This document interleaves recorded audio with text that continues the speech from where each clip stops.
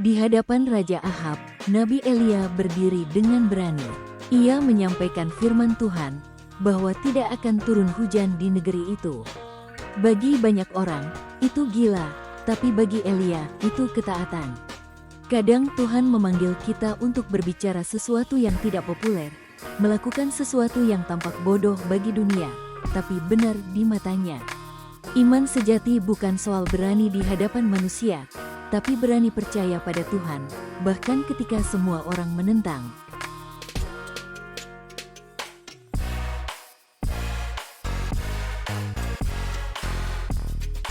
Kekeringan mulai melanda, langit tak memberi hujan, tanah menjadi retak dan tandus.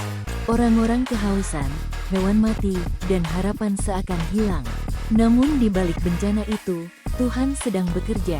Ia memakai masa kering untuk menyingkapkan siapa yang sungguh bergantung kepadanya. Kadang hidup kita juga seperti itu, ketika semua terasa kering dan doa seakan tak dijawab. Tuhan sedang membentuk iman yang lebih dalam di hati kita.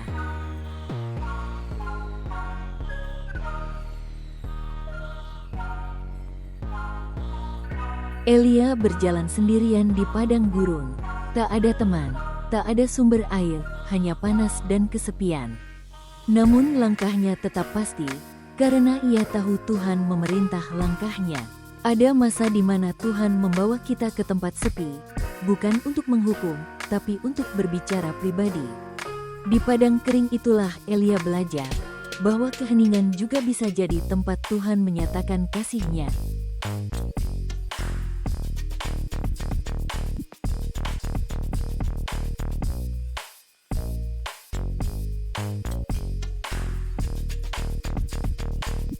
Tuhan menuntun Elia ke tepi sungai Kerit. Di sana, ia berdoa dan menanti janji Tuhan. Tidak ada kemewahan, hanya air dan kesunyian. Namun di situ, Tuhan mengajar Elia satu pelajaran berharga, bahwa pemeliharaan Tuhan tidak bergantung pada keadaan, tapi pada kasih setia-Nya yang tidak pernah berubah.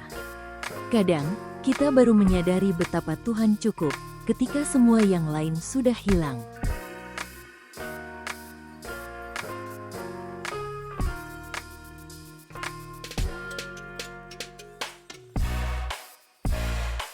Setiap pagi dan petang, burung gagak datang membawa makanan. Hal yang mustahil bagi akal manusia, namun sepenuhnya mungkin bagi Tuhan. Ia memakai makhluk yang dianggap najis untuk memberi makan nabinya. Begitulah cara Tuhan bekerja, kadang dari arah yang sama sekali tak kita duga.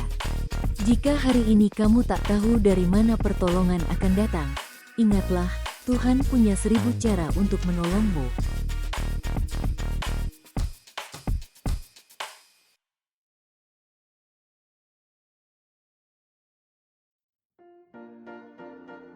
Elia makan dengan tenang di tepi sungai, sementara dunia di sekelilingnya kelaparan. Ia belajar bersyukur dalam kesederhanaan, karena setiap hari Tuhan cukupkan kebutuhannya. Tuhan tidak selalu memberi berlimpah, tapi Ia selalu memberi cukup. Dan disitulah letak damai yang sejati, bukan karena banyaknya berkat, tapi karena hati yang percaya pada Sang Pemberi berkat.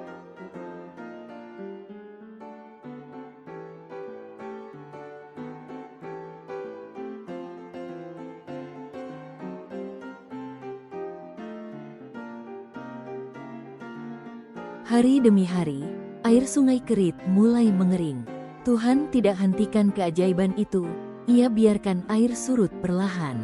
Bukan karena Ia lupa, tapi karena Ia sedang mempersiapkan langkah baru. Kadang Tuhan juga izinkan sesuatu berakhir, supaya kita tidak berhenti di satu musim terlalu lama. Jangan takut ketika sumber berkat-Mu berkurang, karena Tuhan sedang menyiapkan jalan lain yang lebih besar.